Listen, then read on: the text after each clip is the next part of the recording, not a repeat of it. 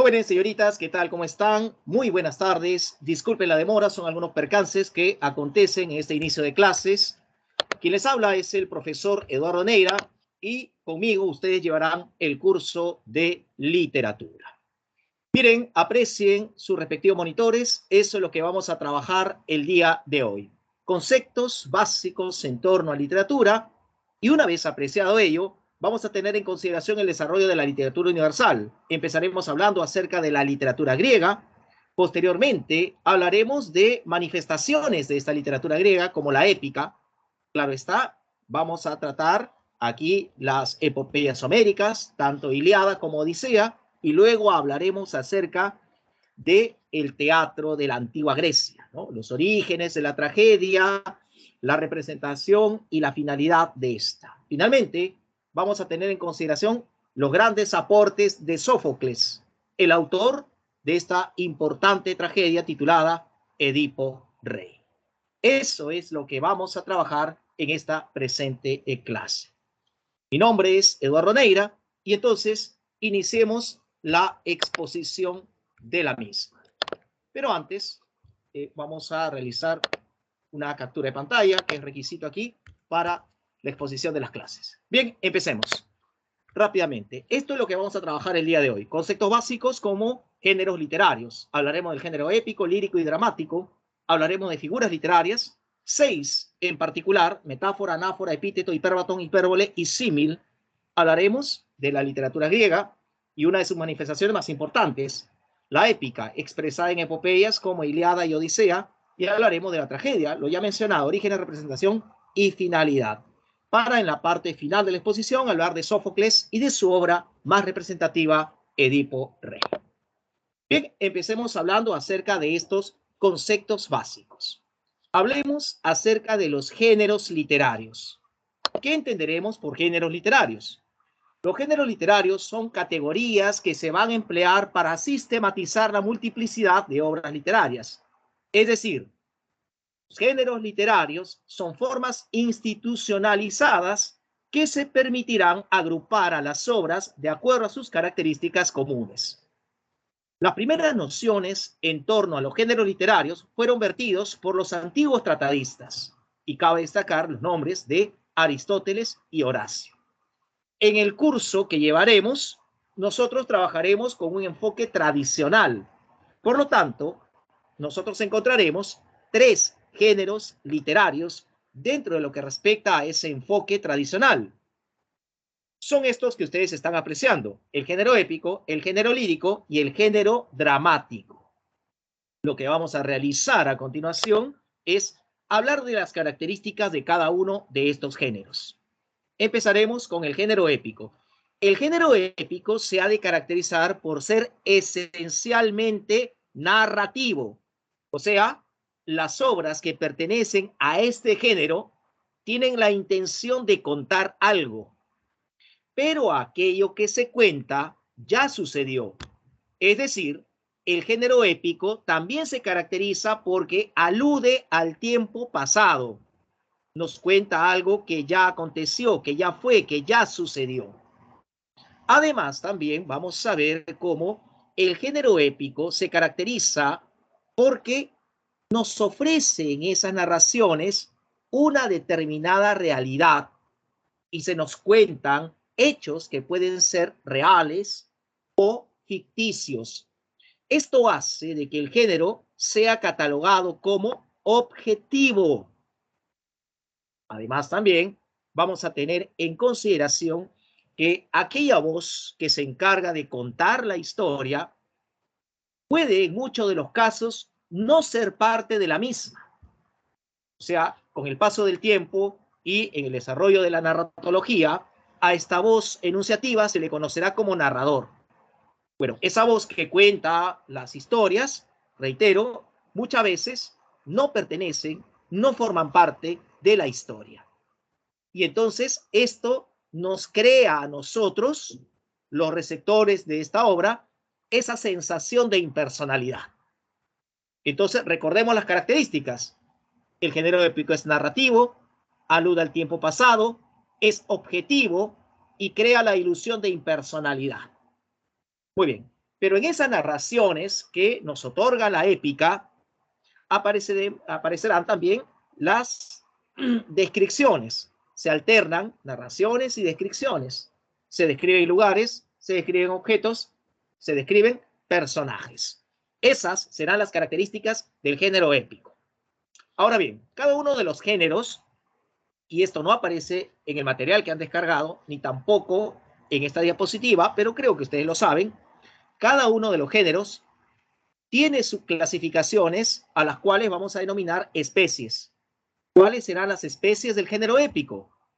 Y esto nos remite a la literatura de la antigüedad. Las epopeyas, los poemas épicos, los cantares de gesta. Pero como se trata de un género que es esencialmente narrativo, las formas narrativas las incluiremos como especies del género épico. Por lo tanto, la novela, el cuento, las leyendas, las crónicas, etcétera, serán especies también del género épico. Eso quiero que ustedes lo tengan en cuenta. Muy bien, pasemos al género lírico. El género lírico se caracteriza porque a través de él el autor se expresa desde su mundo interior y nos da a conocer, nos manifiesta una serie de emociones: alegría, tristeza, nostalgia, amor, etcétera. Entonces, se trata de un género catalogado como subjetivo. Si el género épico era objetivo, porque hacía referencia a una realidad externa, ahora vamos a ver cómo se hace referencia a lo interno que acontece en el autor. ¿Cuáles son las especies del género lírico? La oda, la égloga, la elegía, el madrigal, las canciones, los himnos, los epigramas, etc. Esto en torno al género lírico. El género dramático se ha de definir como la representación de las acciones que se realiza a través del diálogo y el movimiento de los personajes. ¿Pero a qué llamaremos representación? Bueno, es la interacción que realizan los actores en un escenario, actores que asumirán roles, y claro, toda esta interacción en donde ellos se mueven y dialogan será apreciado por un público espectador. Entonces vamos a ver cómo esto caracteriza al género dramático, que es catalogado como un género subjetivo, pero también como un género objetivo. ¿Cuáles serán las especies del género dramático? Podríamos hacer referencia a la tragedia, a la comedia, al drama, la tragicomedia, el autosacramental, los sainetes, los entremeses, etc. Entonces, eso es lo que podríamos mencionar en torno a los géneros literarios. Hasta aquí. ¿Alguna pregunta? ¿Alguna duda quizás? Me gustaría que ustedes participen. Pueden activar sus micrófonos porque me parece que la opción chat no está habilitada. Profesor, entonces, dramático, hay obras, ¿verdad? ¿Cuál es el que donde había obras? Obras así, como Romeo y Julieta. Romeo y Julieta, por ejemplo, es una tragedia. Y si es una tragedia, pertenece al género dramático. Ah, ¿correcto? Ya. Entonces, nosotros podemos establecer el género y especie de una determinada obra. Por ejemplo, si nosotros apreciamos una de las tantas obras que existen, El Caballero Carmelo, ¿cuál sería el género y especie de esa obra? Participe, por favor. Vamos, no tengan temor, vamos acá a crear, a construir el conocimiento. Vamos. ¿Podría ser épico? Género y especie del Caballero Carmelo. Lírico, profe. Género lírico. No, Dramático. Tampoco pertenece al género dramático. ¿Han ustedes leído esa obra, El Caballero Carmelo, de Abraham Valdelomar? No, pero para mí que suena a épico, porque su nombre... Miren, el género al cual pertenece la obra es el épico, y la especie es el cuento. Es uno de los más reconocidos cuentos de nuestra literatura. La historia de un gallo de pelea que se enternece, que se vincula con una familia provinciana, básicamente de la costa sur de nuestro país. Es uno de los cuentos que en forma obligatoria deben haber leído en algún momento. Entonces, debemos considerar las obras más representativas, digamos, para poder establecer a manera de ejercicio los conceptos de género y especie. Si yo dijera poema de Mío Cid, género y especie. Lírico. Lírico, y no te guíes por el título, porque si bien dice poema, la obra tiene la intención de contar las grandes hazañas de Ruy Díaz de Vivar. Entonces, ¿a qué género pertenece si la obra narra? Épico. Épico, especie, cantar de gesta. ¿Sí? O como en el caso, por ejemplo, de, a ver, no sé si ustedes habrán leído, Ñacatita, de Manuel Asensio Segura. Ñacatita es una obra representativa del costumbrismo peruano. La obra pertenece al género dramático y en cuanto a la especie, se trata de una comedia. Entonces, creo que con la práctica ustedes van a poder manejar estos conceptos. ¿Consulta adicional? ¿Hay alguna tal vez por aquí? ¿O todo está claro? Profesor, ¿podríamos hablar más sobre las especies de las que usted menciona? Por cuestiones de tiempo, estoy un tanto limitado, porque debo terminar la clase dentro de 1 hora y son varios puntos. Pero solamente así, en forma rápida, ¿no? Sepan diferenciar las especies, ¿no? Las formas narrativas, por ejemplo, pertenecen al género épico, novela, cuento, mito, leyenda, tradición, o las formas antiguas, poema épico, epopeya, cantar de gesta. Mientras que las diversas formas de representación de la poesía, oda, égloga, elegía, etcétera, pertenecen al género lírico. Y la forma de representación teatral, como lo ya mencionado, tragedia, comedia, drama, autosacramental, entremés, etcétera, pertenecen al género dramático. Más bien, disculpen lo rápido que tengo que exponer, me han llamado de emergencia. En realidad yo pensaba que la clase iniciaba a la 1 y se prolongaba hasta las 3. No es así. Así que esta primera clase lo voy a hacer lo más rápido posible. Dejamos de lado entonces la noción de géneros literarios y rápidamente pasemos a figuras literarias. Las figuras literarias se definen como recurso de estilo que emplea el escritor para recrear e intensificar el lenguaje, buscando crear un efecto figurado. O sea, en otras palabras, las figuras literarias embellecen y resaltan el lenguaje. Hay muchas figuras literarias. Nosotros vamos a ahondar en 6 figuras literarias, siendo una de las más importantes la metáfora. La metáfora es una figura de sustitución. Se define de la siguiente manera. Consiste en sustituir el sentido de una palabra por otra o una expresión por otra. Esta segunda palabra o esta segunda expresión indirectamente va a hacer alusión a lo primero. Así vamos a definir a la metáfora. Hay metáforas cuya presentación es variada, pero nosotros vamos a solamente destacar 2 formas de presentación de la metáfora. Una primera forma determinada por lo siguiente, A es B, o sea, un término y un término distinto aparecerán vinculados, habrá una relación, y esa vinculación se establecerá con un verbo copulativo. Esta segunda forma de presentación de la metáfora está determinado por A en vez de B. O sea, una palabra va a reemplazar a otra o una expresión va a reemplazar a otra. Entonces, veamos los ejemplos para poder entender cómo es una metáfora. Empecemos con la metáfora de la forma A es B. Nuestras vidas son los ríos que van a dar a la mar, que es el morir. Nuestras vidas son los ríos. A estará determinado por la palabra vidas y B por ríos. Y ahí aparece el verbo son. ¿Entienden la idea? A, B y el verbo. Sí. ¿Se entiende la idea? Miren el ejemplo.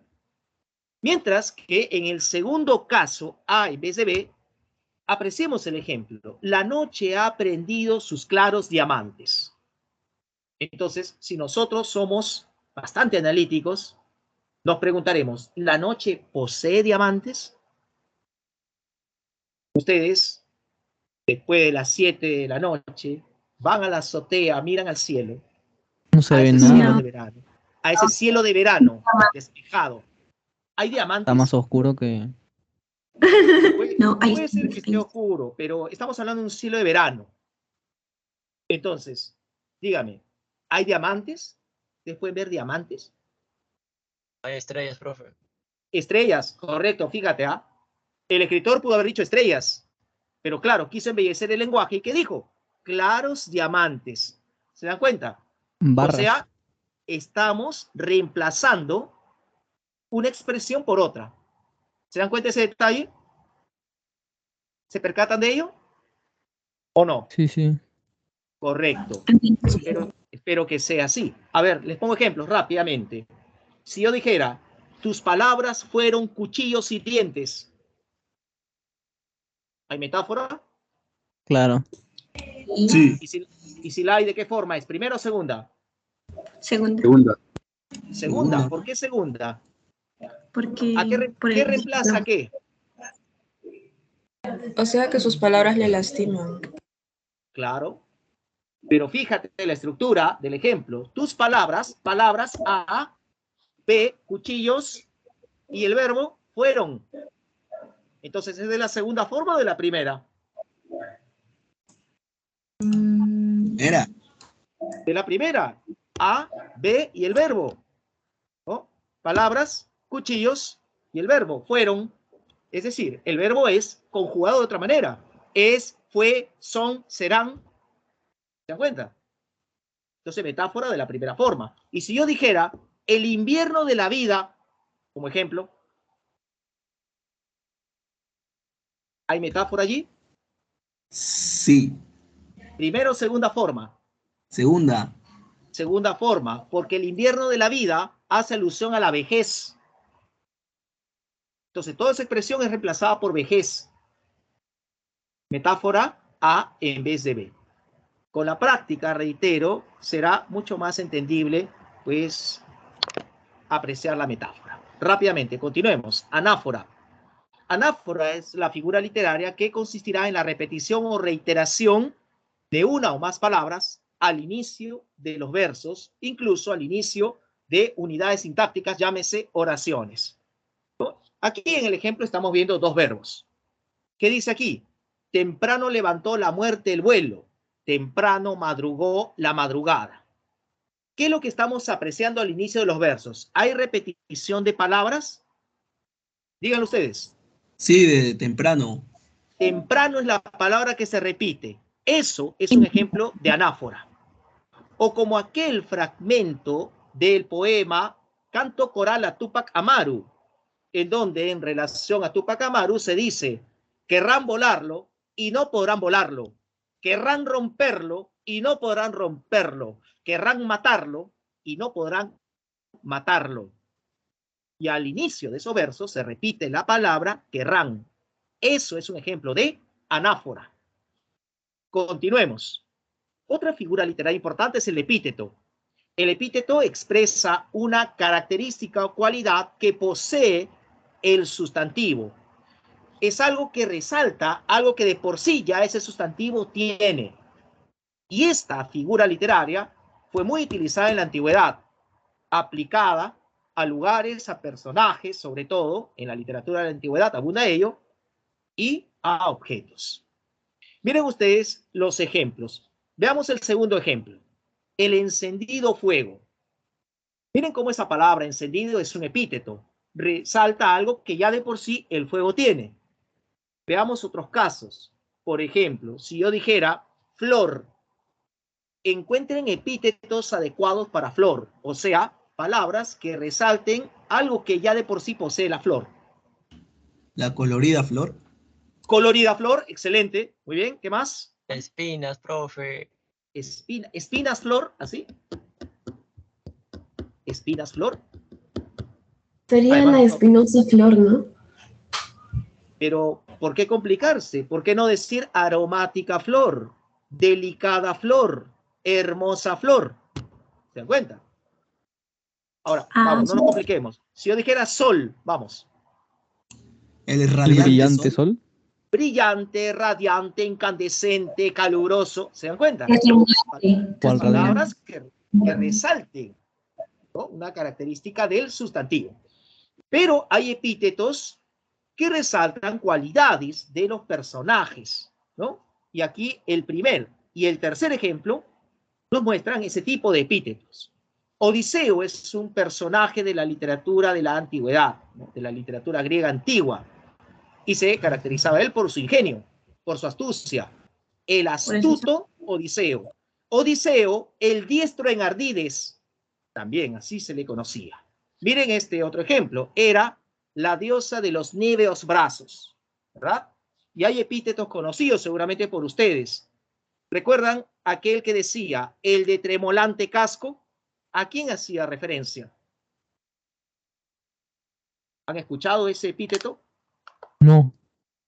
Hay un personaje de la literatura de la antigüedad, de la Ilíada, es el troyano Héctor. Héctor, el de tremolante casco. Y si yo dijera la diosa de los ojos de lechuza, es un epíteto. ¿De qué personaje? ¿De qué diosa? Medusa, ¿no? La diosa, Medusa no era una diosa en primer lugar. La diosa Atenea. Atenea, ¿correcto? Como Zeus, que tenía un epíteto, el que amontona nubes, ¿no? O Apolo, el que hiere de lejos. Esos son epítetos, ¿no? O Aquiles, el de los pies ligeros. ¿Y de Kratos? Y de Kratos, es una muy buena pregunta, ¿no? Entonces, habría que averiguar si es que se le ha aplicado algún epíteto a dicha deidad marina.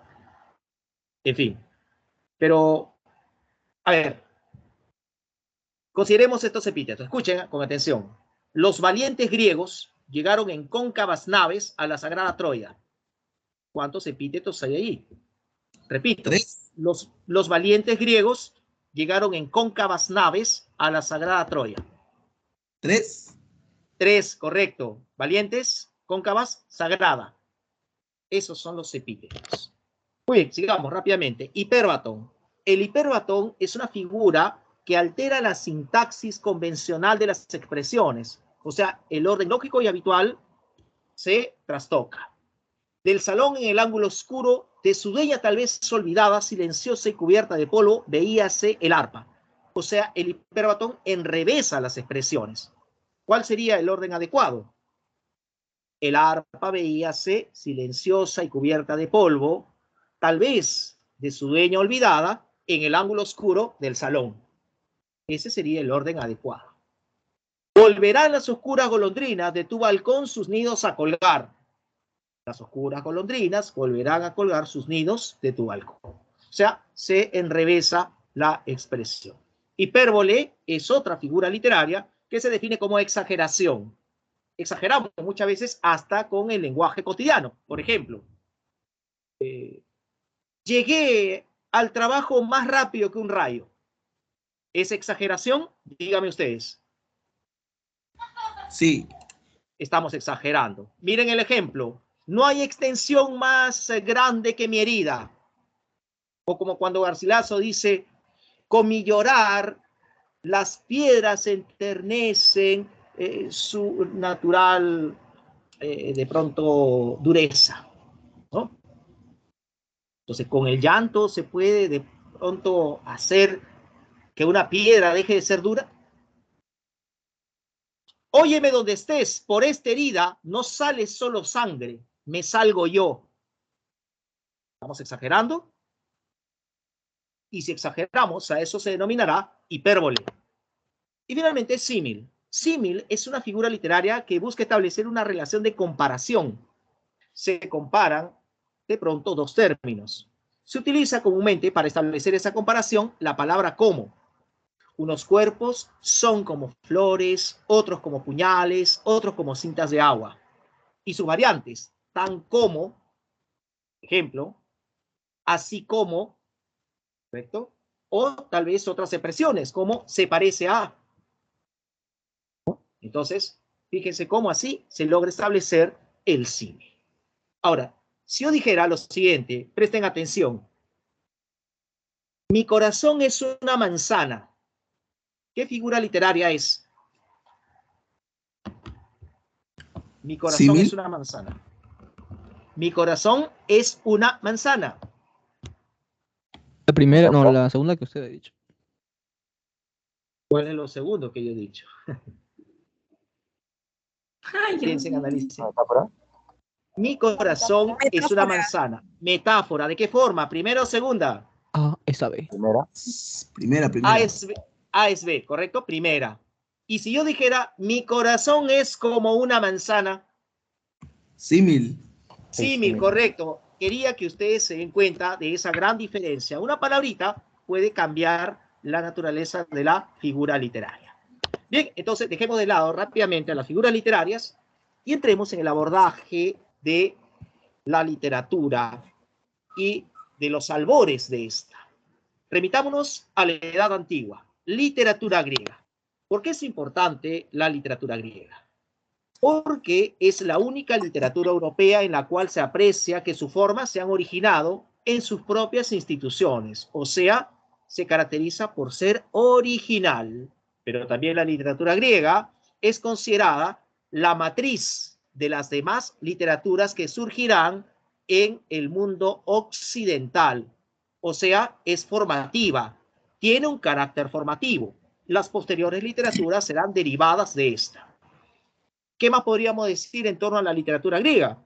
Que ésta se manifiesta a través de múltiples expresiones, como la épica, la lírica y la dramática. Bueno, todas esas expresiones de la literatura griega, debido a su calidad formal y debido también a su contenido problemático en torno a temas esenciales de la existencia humana, han hecho que se conviertan en modelos universales, en paradigmas, y por lo tanto los conceptos vertidos por los griegos siempre serán en algún momento retomados, serán de alguna manera debatidos, serán de pronto reconsiderados, nuevamente valorados, etcétera, etcétera. O sea, en otras palabras, muchas de las polémicas y discusiones en torno a literatura tiene que ver con el aporte de los griegos.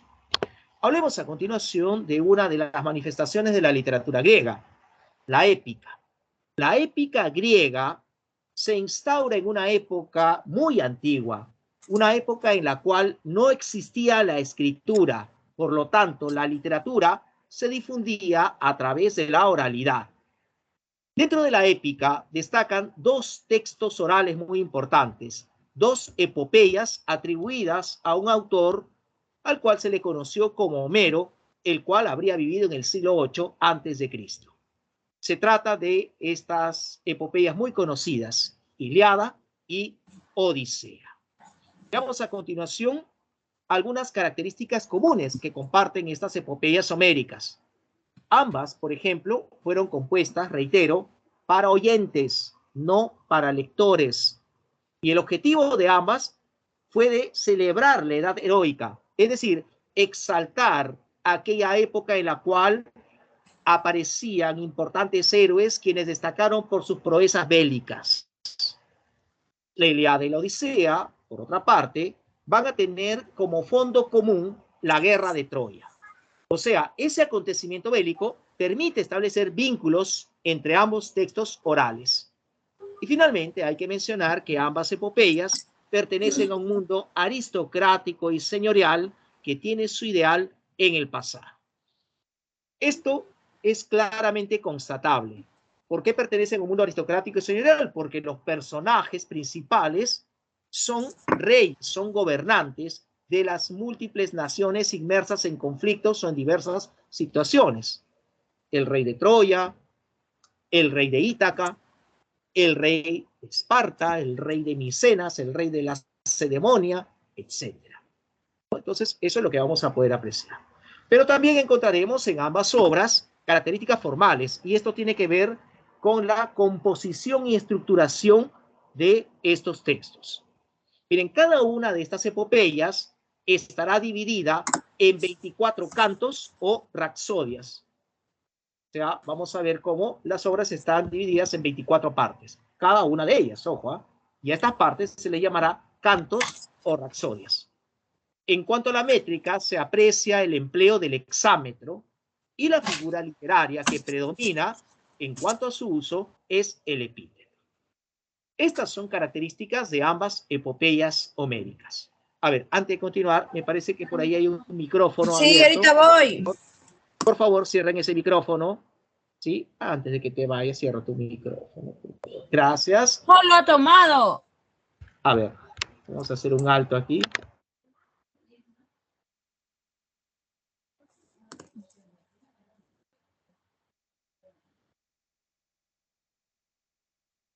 Usted también la puede silenciar.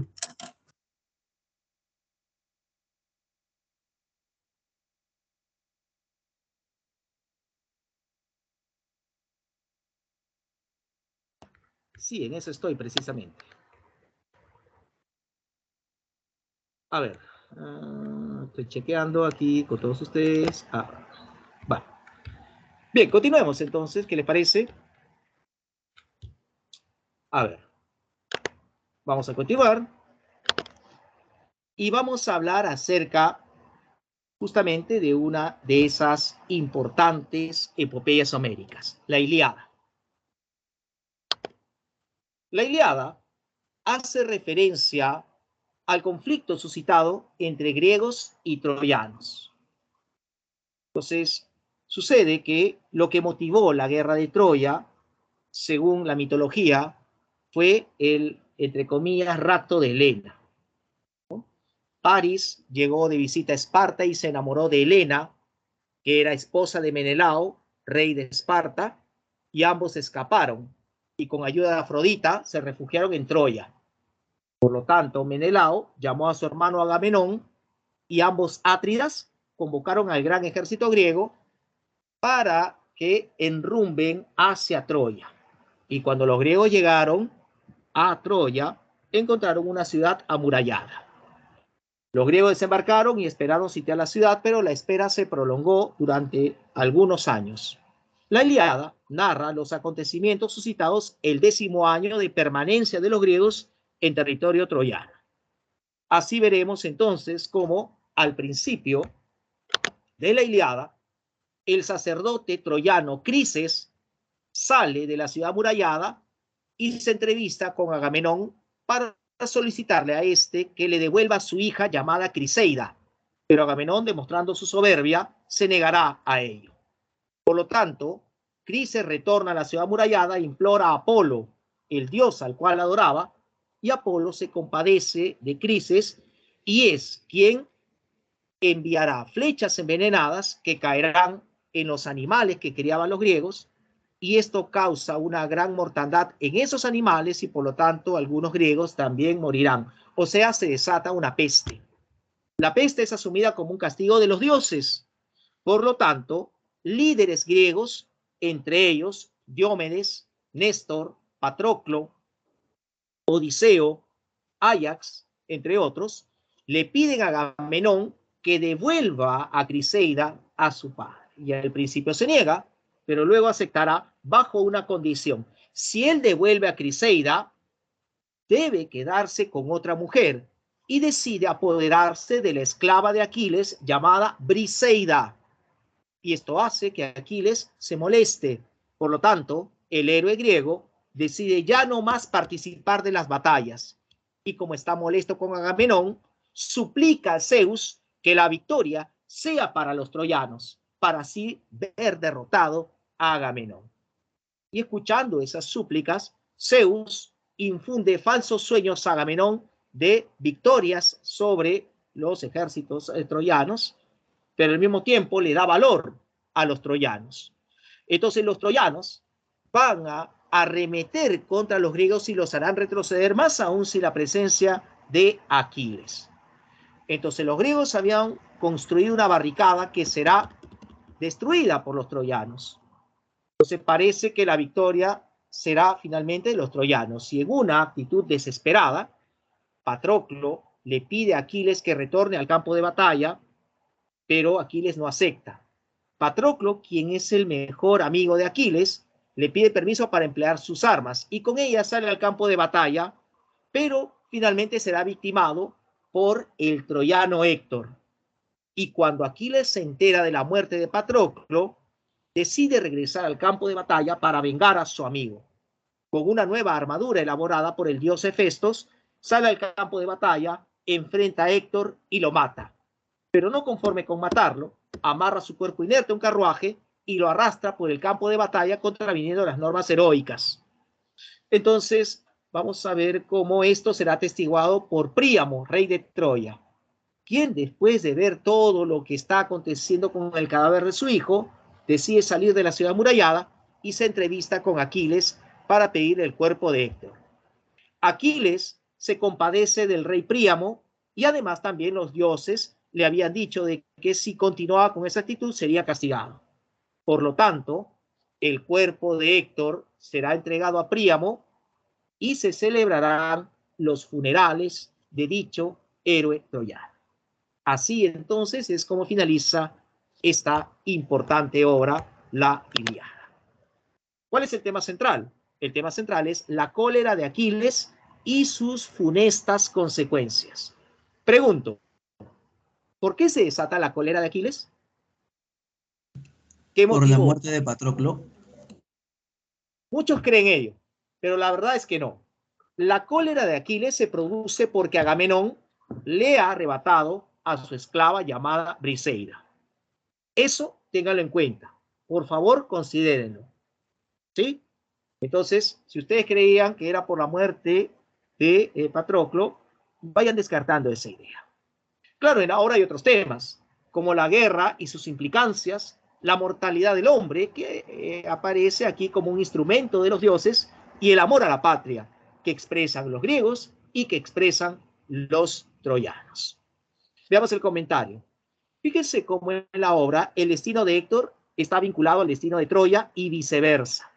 Héctor muere y por lo tanto esto es un anticipo de lo que acontecerá con la ciudad amurallada. Y si bien es cierto, en la Ilíada no se narra la destrucción de Troya, sabemos que es un hecho que acontecerá. Entonces lo que estamos apreciando son situaciones embargadas por el destino trágico en torno a Héctor, Troya, Aquiles, etc. La obra, que desarrolla un tono heroico, se caracteriza porque en muchas ocasiones se exaltan las proezas humanas de seres marcados por destinos inevitables. Es importante mencionar cómo para Homero, el autor de esta obra, la vida será entendida como una lucha constante por medio de la cual el sujeto alcanza su mayor dignidad. Es lo que podría comentarles en torno a esta importante epopeya homérica. Muy bien, continuemos. Hablemos ahora de esta otra epopeya, también destacada, Odisea. La Odisea tiene como protagonista a Odiseo, héroe griego victorioso en la lejana Troya. Ahora Odiseo procura retornar a su patria Ítaca, pero sucede que hay una serie de circunstancias que atraviesa y su retorno se prolongará. Demorará 20 años en regresar a su patria. ¿Qué pasa con Odiseo?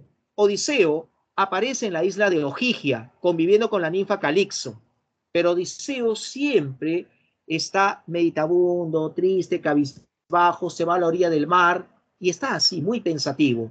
¿En qué piensa Odiseo? Odiseo piensa en su patria Ítaca y piensa en su familia, su esposa Penélope y su hijo Telémaco. El héroe piensa que está en la isla de Ogygia 7 días, pero en realidad está allí hace 7 años. Mientras tanto, en el Olimpo, Atenea busca convencer a Zeus para que éste dé la orden del inminente retorno de Odiseo. Mientras se está dando un debate en el Olimpo, ¿qué es lo que acontece en Ítaca? En Ítaca, el palacio de Odiseo será invadido por los pretendientes, quienes exigen a Penélope que escoja uno de ellos como el sucesor de Odiseo debido a su mucho tiempo de ausencia. Penélope les dice a los pretendientes que escogerá a uno de ellos siempre y cuando termine un telar que ha empezado a confeccionar, pero esto solamente era una treta, porque ella en las mañanas tejía el telar y en la noche lo destejía, y así prolongaba la espera. Telémaco, hijo de Odiseo, atestigua cómo esos pretendientes hacen uso de los bienes de su padre, y cansado de esta situación, él sale de Ítaca y busca noticias de Odiseo en lugares como Esparta y Pilos, y se entrevista con Menelao y con Néstor respectivamente. Pero Atenea, quien siempre protegía a Odiseo y también velaba por Telémaco, le recomienda que regrese a Ítaca porque el retorno de Odiseo es inminente. ¿Y por qué es inminente? Porque los dioses finalmente aprueban ese regreso. Hermes, el mensajero de los dioses, le dice a Calixto que debe dejar en libertad a Odiseo, y a pesar de que ella está muy enamorada de él, le da los recursos que requiere para él construir una embarcación y pueda viajar a través del mar, como es lógico, hasta su tierra, hasta su patria, Ítaca. Pero, ¿quién es el dios del mar? Ustedes lo saben, ¿verdad? Poseidón. Poseidón. Poseidón está enemistado con Odiseo. Y Poseidón hace naufragar al héroe. Este finalmente aparecerá en las costas de la isla de los Feacios y es encontrado por Nausica, hija del rey Alcinoo, y ella lo lleva ante su padre. El rey Alcinoo recibe al forastero, quien no ha revelado su identidad, y como era costumbre, bueno, lo trata de buena manera. Lo hace partícipe de un banquete y de juegos florales, y entonces, mientras departía Odiseo, aparece un Aeda, quien con una cítara, que es una especie de guitarra, empieza a tocar y a recitar las grandes acciones bélicas que se dieron durante la guerra de Troya. Y se cuenta que un tal Odiseo, con su ingenio, posibilitó la construcción de un caballo de madera que ingresó a la ciudad amurallada y fue el principio de la victoria griega. Y como Odiseo reconoce sus propias acciones, se emociona y revela su verdadera identidad. Es así como le cuenta al rey Alcinoo sus múltiples aventuras, entre las cuales destaca, por ejemplo, su enfrentamiento al cíclope Polifemo o el hecho de haber doblegado a la maga Circe, una hechicera que transformaba a los hombres en cerdos, o cómo descendió al Hades, al mundo de los muertos, o cómo es que pudo escuchar el canto de las sirenas y enfrentó también a los monstruos marinos Caribdis y Escila, y así va contando sus diversas aventuras.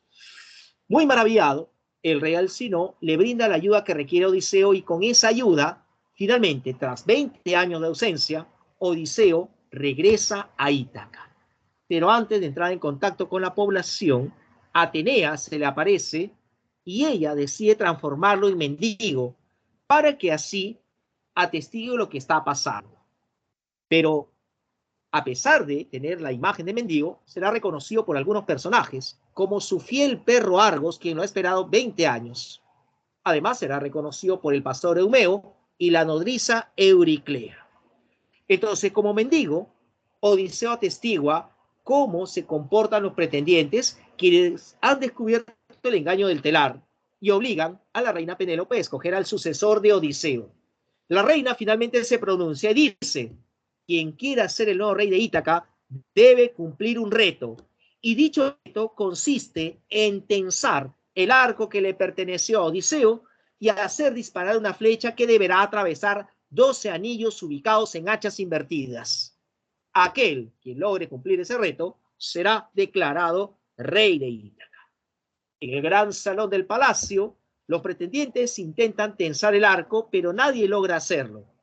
El mendigo, que es Odiseo, es testigo de todo ello.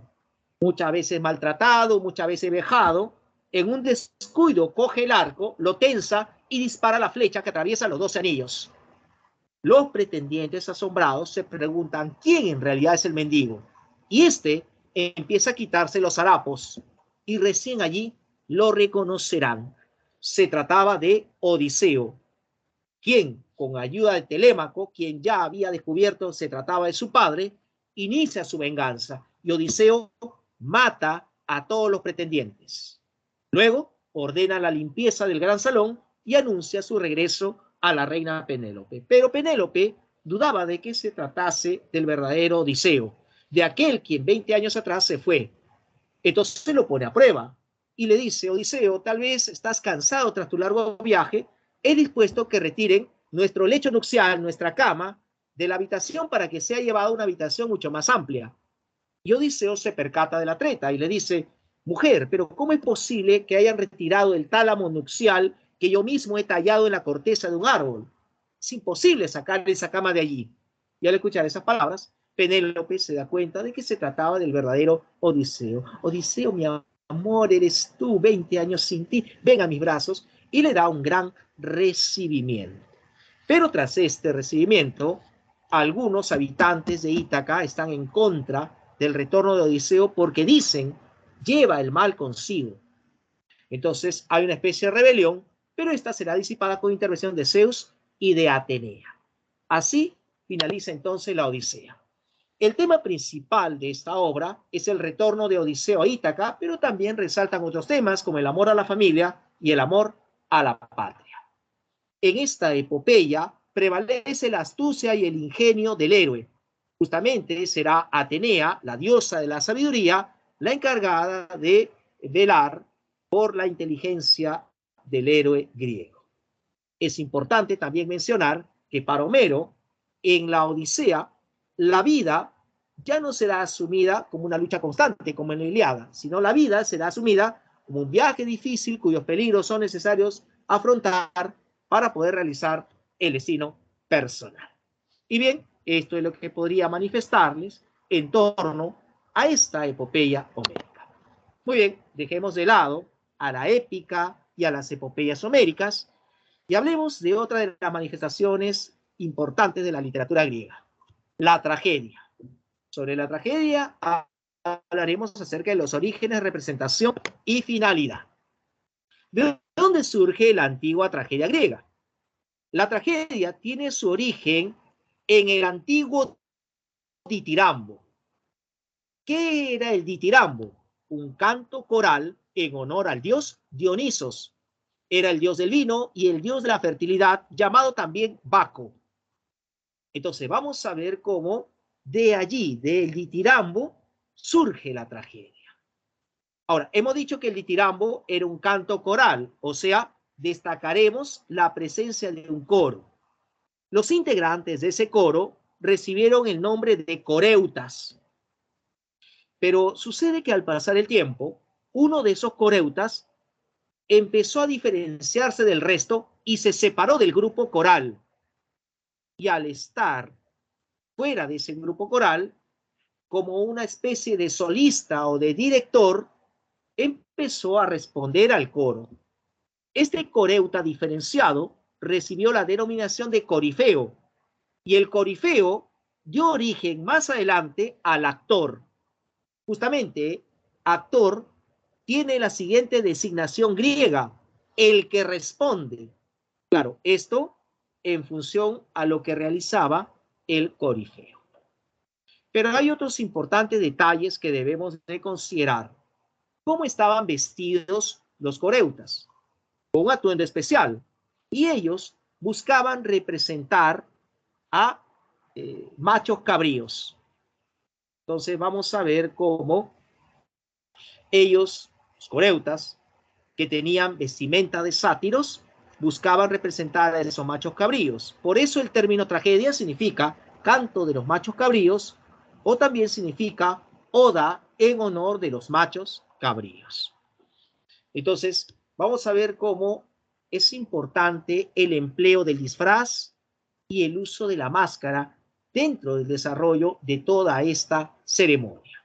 Ceremonias que se llevaban a cabo durante las llamadas grandes dionisíacas, o también llamadas urbanas, o fiestas de primavera, celebradas entre los meses de marzo y de abril. Sobre quién costeaba la representación de una tragedia, bueno, esta era asumida por los ciudadanos ricos, los cuales recibieron la denominación de corega.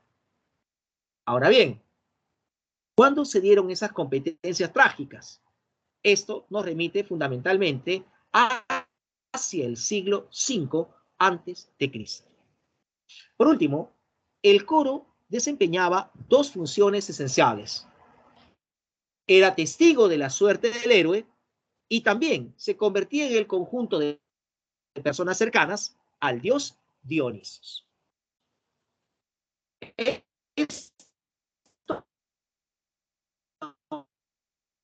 En cuanto a lo que representa las tragedias, lo dijimos hace un momento, durante la celebración de las grandes dionisíacas. Pero ¿dónde se representaban? Hay que mencionar que en el año 472 a.C. se ordenó la construcción de un teatro en honor al dios Dionisos. Y miren ustedes, aprecien sus respectivos monitores, ahí aparece la estructura de un teatro como lo era en la antigüedad, ¿no? Entonces hay graderías en esa estructura semicircular ascendente y en las cuales se ubicaban los espectadores. Pero en la parte inferior, fíjese, hay una estructura semicircular llamada orquesta. En la orquesta se ubicaban los coreutas, o sea, los integrantes del coro. Y la orquesta limitaba con otro espacio llamado escena. El escena era el espacio en el cual se desenvolvía el actor. Y detrás de la escena había como fondo un palacio. Bueno, en ese lugar se representaban las tragedias. Ahora, ¿en qué consiste la representación? En la interacción de los participantes, ¿no? El actor, y más adelante aparecerán actores, utilizaban disfraces y máscaras para identificarse entre ellos. Pero además también durante la representación se alternaban partes cantadas y partes recitadas. Las partes cantadas recaían en el coro, las partes recitadas en el actor. Otro detalle concerniente a la representación es que las escenas de violencia, llámese suicidios, asesinatos, derramamiento de sangre, etcétera, no se mostraban al público espectador, pero el público entendía de que un hecho así había acontecido. Y por norma de culto, las mujeres no podían participar de las representaciones trágicas. Entonces, esto significa que no existían papeles femeninos en la antigua tragedia griega. ¿Qué opinan ustedes? ¿Había papeles femeninos o no? Debido a esta normatividad. Sí, pero actuaban hombres. Correcto, muy bien.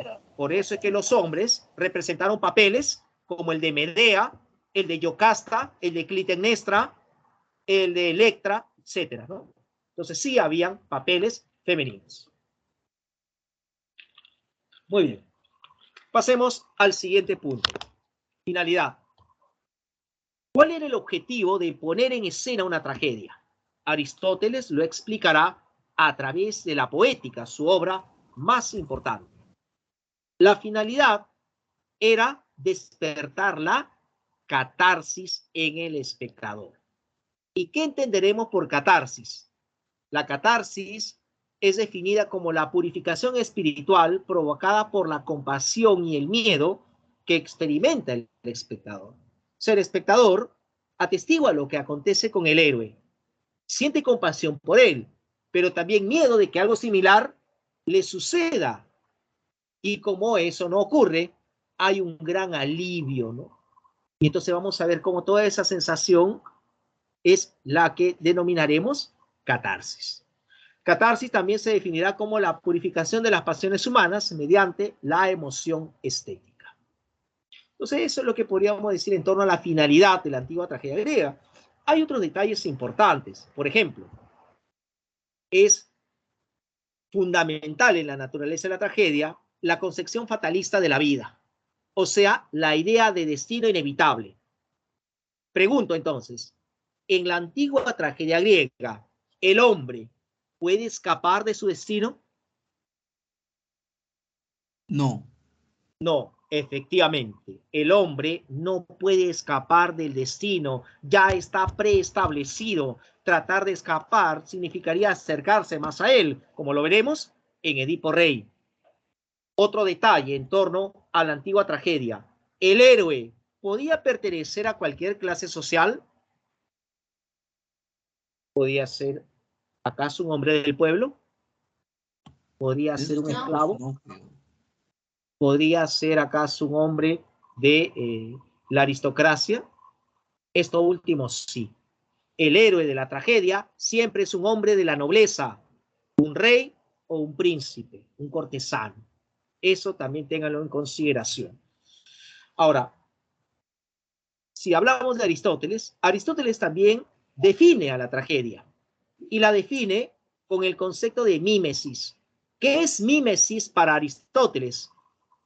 Mímesis es copia, representación o imitación de un aspecto de la realidad. ¿Y qué hace la tragedia? Lo traslada a un escenario y lo muestra a los espectadores. Entonces, esto es lo que podría decirles en torno a la tragedia. ¿Quiénes son los grandes exponentes de la antigua tragedia griega? Son tres autores: Esquilo, Sófocles y Eurípides. Nosotros hablaremos de Sófocles y de sus aportes. Entre esos aportes destaca el hecho de haber incrementado a más de 2 el número de actores. O sea, si con Esquilo, que fue su predecesor, apareció el segundo actor, con Sófocles aparecerá el tercer actor. 3 actores en escena.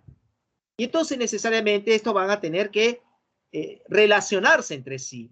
Les pregunto, ¿cuál será el medio para que se vinculen 3 actores en escena? ¿Cuál creen ustedes que será ese? El diálogo, perfecto, muy bien. Entonces, al haber más diálogos, habrán también mucho más interacción, más dinámica, y por ende, vamos a ver cómo esto es lo que logra Sófocles, otorgarle amplitud al campo de la acción dramática. Además, también vamos a ver cómo el conflicto dramático se hace más intenso, de pronto hay mucho más posibilidades, etcétera. Pero además, un aporte interesante de Sófocles es el hecho de haber profundizado en la personalidad y en las motivaciones de sus héroes. O sea, explora sus miedos, sus temores, sus angustias, sus diversos conflictos internos. Es también un importante aporte.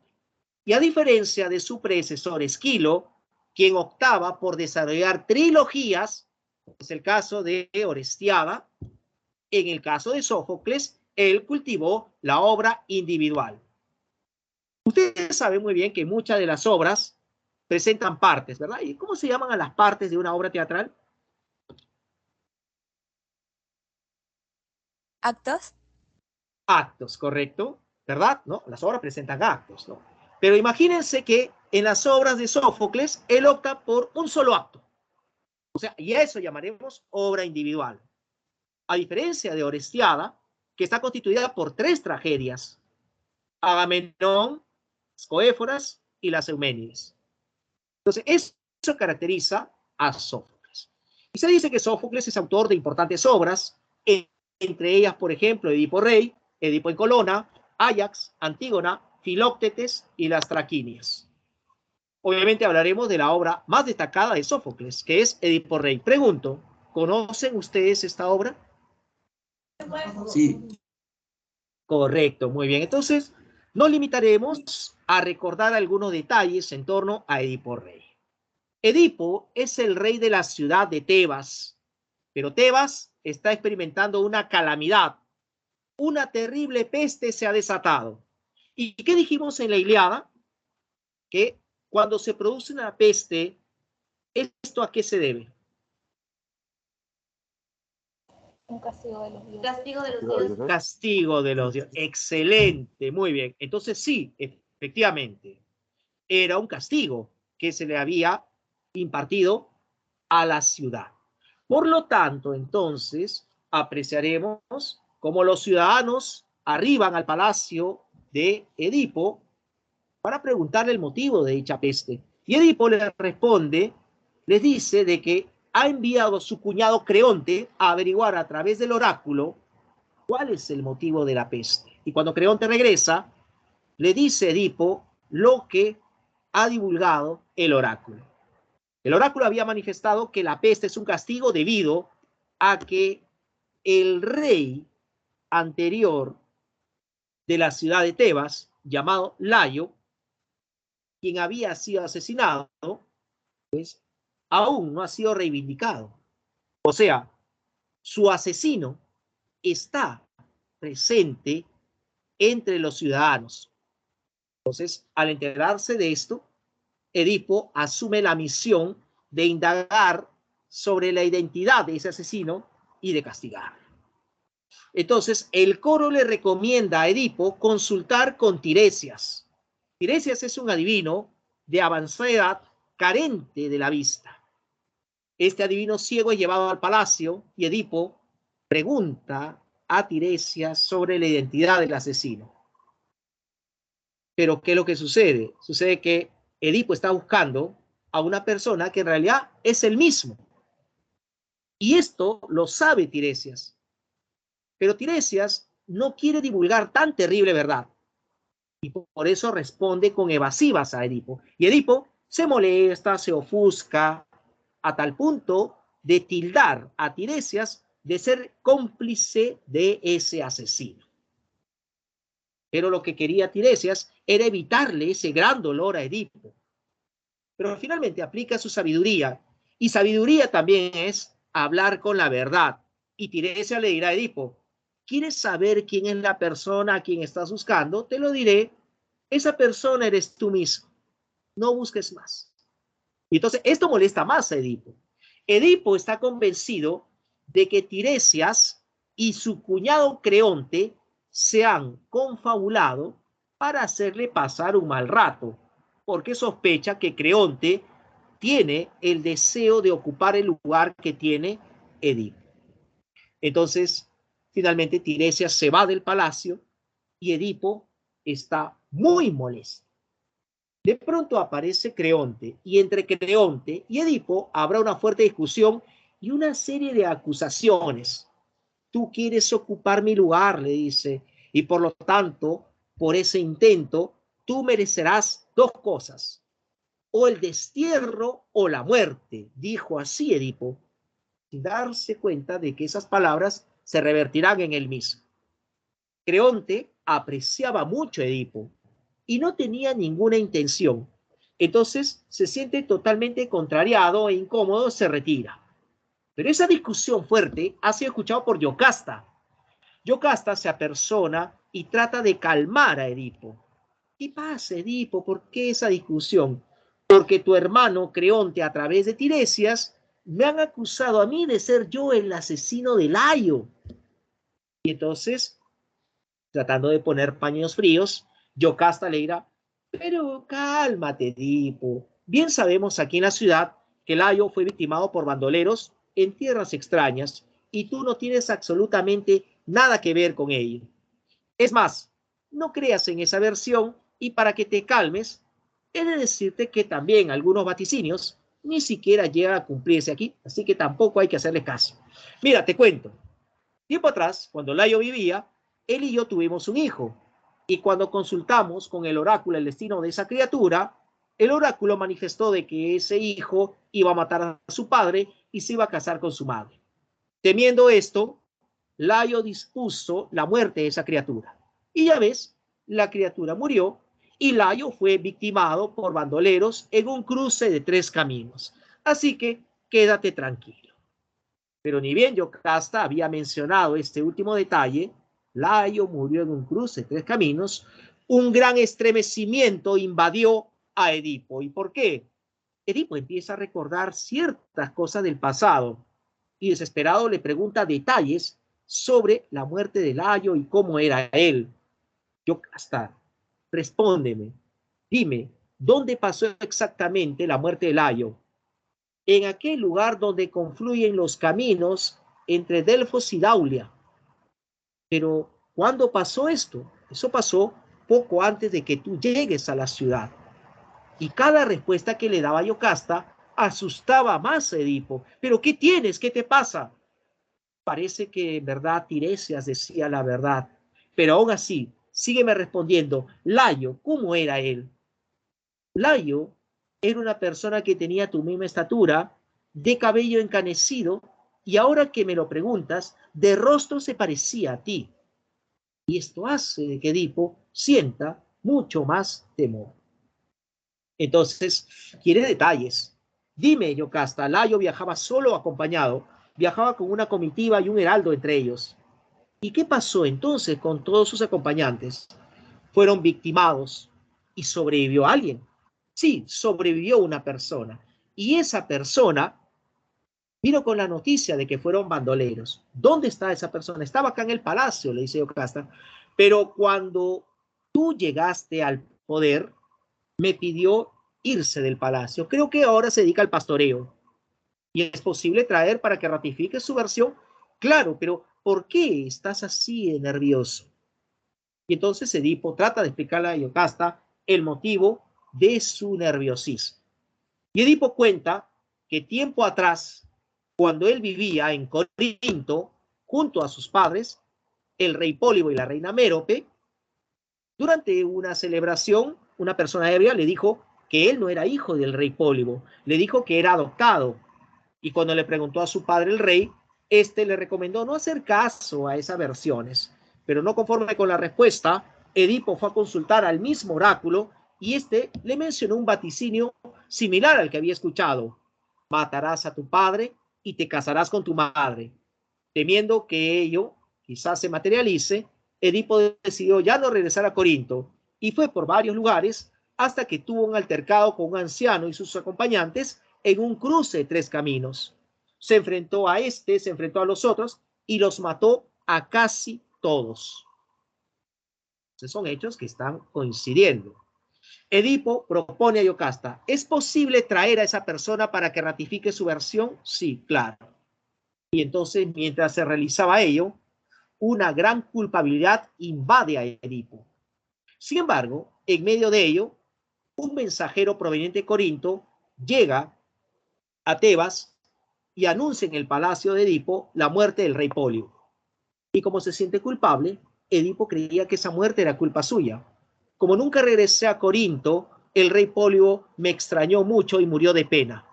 Se cumplió la primera parte del vaticinio, matarás a tu padre. Yo lo he matado así. Y dice el vaticinio, te casarás con tu madre. No puedo regresar a Corinto porque Mérope está sola y podrían pasar algunas cosas. El mensajero, atento a ello, le dice, rey Edipo, tengo que darte una noticia que te va a alegrar. He de divulgar un secreto. Tú no eres hijo del rey Pólibo, tú eres adoptado. ¿Cómo sabes eso?, pregunta Edipo. Bueno, para explicarme, te contaré algo del pasado. Tiempo atrás, yo era pastor y llevaba mis rebaños cerca del monte Citerón. Allí te encontré, en un arbusto, en el cual los pañales te aprisionaban los tobillos. Por eso te llamas Edipo, que significa el de los pies hinchados. Por lo tanto, yo te rescaté y te crié. Pero al enterarme que el rey Pólibo no podía tener hijos, te entregué a él para que crezcas en un mejor hogar. Y de esa manera se ha descubierto de que Edipo era adoptado y las posibilidades de que sea hijo de Layo se acrecentan. Pero falta la versión del único sobreviviente. Y entonces este pastor es llevado al palacio. Edipo le pide que responda a todas las preguntas. Al principio se niega a hacerlo, pero luego será convencido. Y le presenta al mensajero de Corinto, y el mensajero le dice, pues, ¿te acuerdas que tú antes eras también pastor y llevabas a tu rebaño cerca al monte Citerón? Fue a ti a quien te dieron la orden de deshacerte de una criatura. Y entonces el sobreviviente dirá, claro, sí, yo me acuerdo de ello. Bueno, esa criatura es ahora Edipo, el rey de la ciudad. Y entonces vamos a ver cómo finalmente ese sobreviviente que ahora se dedica al pastoreo responderá a las preguntas de Edipo. ¿Cuál fue la orden que te dieron años atrás? Deshacerme de una criatura. Y esa criatura, ¿a quién pertenecía? ¿Al palacio o a la servidumbre? Al palacio. ¿Quién te la entregó? Su propia madre. ¿Quién fue? Yocasta. ¿Pero por qué no mataste a esa criatura? Porque sentí compasión por ella y creí que lo mejor sería entregarte a este otro hombre que era pastor en ese tiempo para que te lleve lejos de aquí. Y finalmente la versión de los bandoleros fue, pues, resultado de su cobardía. O sea, ¿a qué conclusión se ha llegado? Edipo había cometido crímenes sin saberlo. Había matado a su padre y se había casado con su propia madre. Entonces, todo esto será increpado por el coro. Sin embargo, Yocasta había llegado a esa misma verdad. ¿Y qué hizo ella? Ella, claro, obviamente, porque las escenas de violencia no se muestran al público, fuera de escena, en su habitación, ella optó por suicidarse ahorcándose con su propio cabello. Y cuando Edipo se entera de lo que ha pasado, va en su búsqueda y al verla inerte, cogerá los broches de su vestido y decide hincarse los globos oculares para quitarse esa capacidad visual, para no ver tan terrible verdad. Edipo se impone un autocastigo, pero obviamente habrá un castigo para él, y ese castigo será el destierro. Tendrá que irse para siempre de la ciudad de Tebas. Entonces, así finaliza Edipo Rey. ¿Cuál es el tema principal de esta tragedia? El tema principal es la limitación humana en controlar su destino. Hay que mencionar entonces que en la obra que nos muestra la caída de Edipo desde lo más alto hacia lo más profundo del dolor y del abandono, en ella apreciaremos la incertidumbre acerca del destino del hombre. El destino actúa como una fuerza superior, pero siempre a través del propio individuo. Otro detalle presente en la obra es que Edipo aparece como un chivo expiatorio. ¿A qué llamaremos chivo expiatorio? Al que se le echa la culpa de todo. Entonces, Edipo asume para sí las culpas que afectan a la ciudad de Tebas y procura con su castigo la salvación de los ciudadanos tebanos y por ende también la liberación de la peste de la ciudad de Tebas. Ahora, en la obra, fíjense cómo se enfatiza la oposición entre ceguera y visión. ¿Cuál es la verdadera? ¿Cuál es la auténtica visión? ¿La exterior? No. Se dice que la visión exterior es falsa.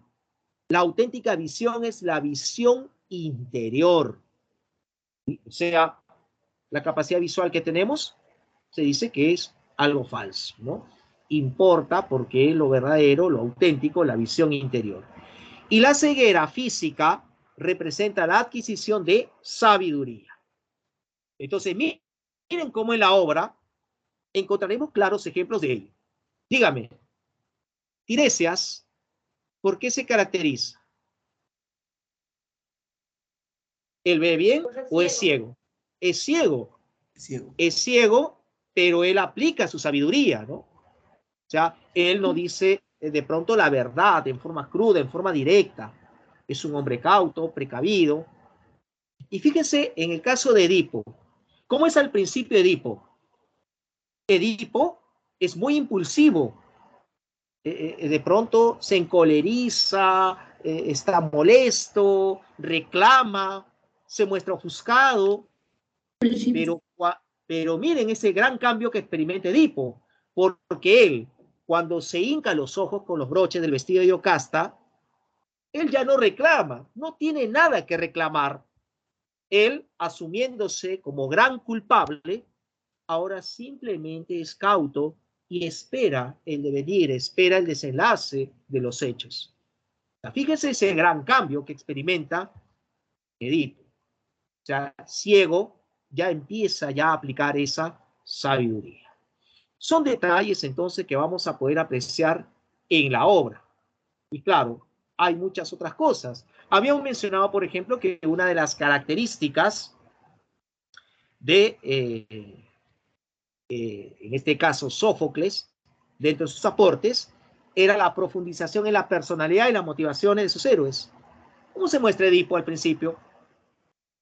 Soberbio, de pronto autoritario, impulsivo, y se destacan esos detalles del personaje. Pues entonces vamos a tener en cuenta todas estas situaciones. Bien, me dijeron que acelere, creo que he acelerado demasiado porque hemos llegado al final de la presentación de la clase, así que restan algunos minutos, tal vez un par de minutos para resolver acaso alguna de las preguntas propuestas para esta presente semana. A ver, al azar, por ejemplo, ¿sí?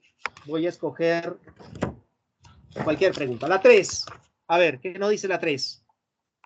¿Cuál es la figura literaria empleada en la expresión solo los espejos de azabache de sus ojos son duros cual 12 escarabajos de cristal negro?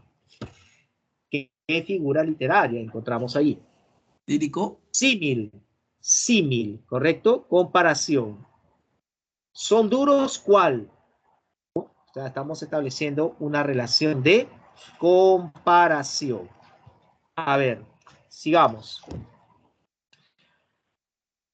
Pregunta 7. En la epopeya Odisea de Homero, el protagonista es tentado en diferentes ocasiones y lugares. Calixto le ofrece la inmortalidad, la hechicera Circe lo seduce y Nausicaa le es ofrecida en matrimonio. No obstante, el héroe griego, espacio, lo cual se relaciona con el tema central de la obra. ¿Cuál sería la respuesta ahí? Odiseo. Anhela retornar a su hogar. Correcto, muy bien, excelente. Claro, el héroe griego se refiere a Odiseo, clave D. A ver, por último, 9. Marque la alternativa que contiene la secuencia correcta de verdad o falsedad sobre el argumento de la tragedia de Edipo Rey de Sófocles. 1. Ante la presencia de su hijo Edipo, la reina Yocasta se suicida. ¿Qué opinan? ¿Verdadero o falso? Verdadero. Falso. Falso, hemos dicho que ella Falso. se suicida en su habitación, fuera de escena, nadie ve, el público no lo ve. Falso. 2. El adivino Tiresias predice la ceguera y el destierro del rey de Tebas. Falso. Falso. En cierta medida, no tan falso, ¿ah? Porque anticipa algunos hechos. Le anticipa que sucesos funestos acontecerán. 3. En su agonía, Layo confiesa que mandó matar a su primogénito. Falso. Falso. Falso, porque Layo no aparece aquí. Simplemente se le menciona. Falso. Y 5. Finalmente, se evidencia que Edipo ha cumplido con su destino. Verdadero. ¿Qué decía el oráculo? Matarás a tu padre y te casarás. ¿Se cumplió? Con tu madre. Sí. Sí. ¿Se cumplió el Sí, se destino? cumplió. Sí. Entonces, falso, verdadero, clave A para la pregunta número 9. 14 horas, jóvenes. Creo que es momento ya de compartir con ustedes las claves de las preguntas propuestas para esta presente semana. Y bueno, he tratado de hacer la clase lo más rápido y que ustedes puedan también comprender, no solamente hablar y hablar y hablar. Bien, jóvenes, entonces, eso sería todo de mi parte. Reitero mi nombre, Eduardo Neira. Conmigo llevarán el curso de literatura. Nada más me resta agradecerles y conmigo será hasta la siguiente semana. Cuídense, nos estamos viendo. Chao. Chao, profe. Hasta luego, profesor. Cuídense. Esperamos a profesor.